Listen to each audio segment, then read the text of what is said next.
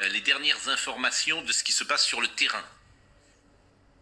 Alors oui, je vais vous les donner tout de suite, mais il ne faut pas oublier que depuis 2014, cette guerre a débuté. Dans le Donbass, c'est le berceau là où je me trouve.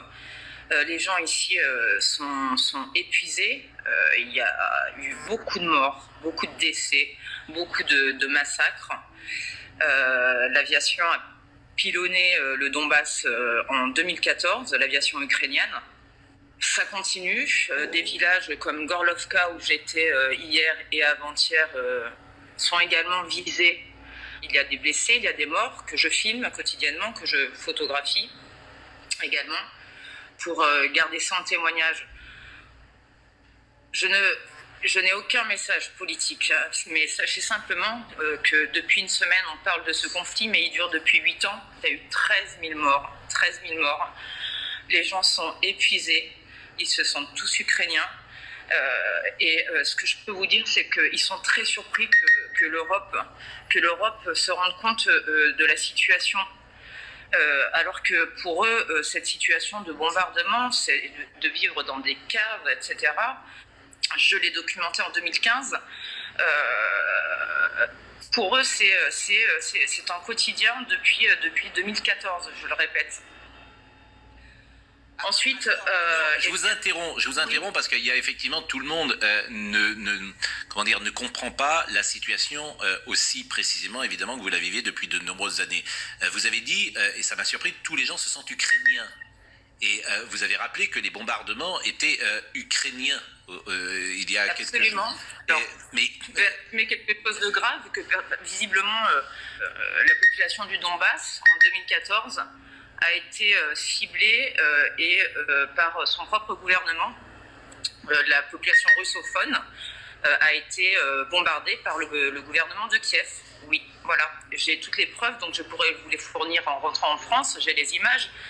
J'ai un film là-dessus.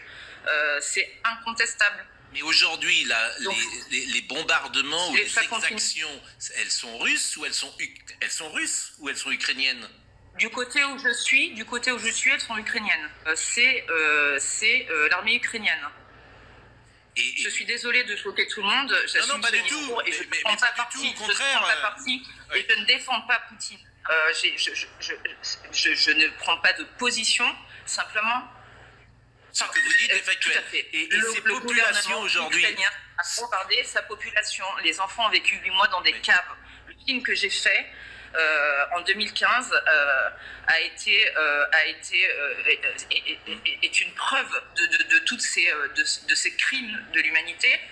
J'assume. Je vous invite à le regarder. Hier, j'étais avant-hier dans une école. 2 institutrices ont été coupées en deux, le corps coupé en deux. Je rencontre j'ai mis des photos sur mon mur Facebook. En tout cas, je vous confirme qu'ici, dans la région du Donbass, côté russophone, encore aujourd'hui, ça bombarde. Hier, Donetsk a été touché. Et c'est évidemment le pouvoir central ukrainien, selon vous, qui déclenche ces bombardements. Alors, ce que je vous propose, est-ce que vous pouvez rester avec nous? Parce qu'on va recevoir Bernard-Henri Lévy dans quelques secondes, Anne-Laure Bonnel. Oui, bien sûr. Bon, je vous en prie. Je vous remercie beaucoup Voilà, écoutez, simplement, cette guerre, la guerre, c'est horrible. Alors, j'ai pas de solution, je fais pas de politique, mais ce qui se passe, c'est très grave. Vous êtes écoutés par des millions de Français. J'espère qu'une désescalade sera possible, parce que quand vous voyez, depuis 2014, il y a 13 000 morts à peu près.